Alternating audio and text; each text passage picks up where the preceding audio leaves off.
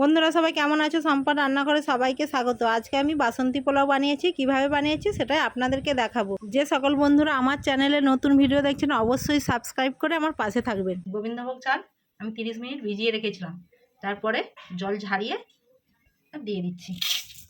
Half চা চামচ পরিমাণে নুন,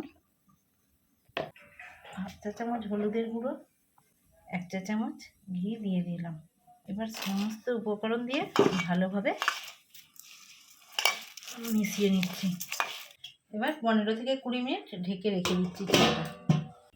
গরম মশলাটা ভালো করে ভেজে নিয়েছি, ঘিয়ের মধ্যে দিয়ে দিচ্ছি। আমি 250 গ্রাম চাল নিয়েছিলাম, সেই পরিমাণে জল দিয়ে দিচ্ছি।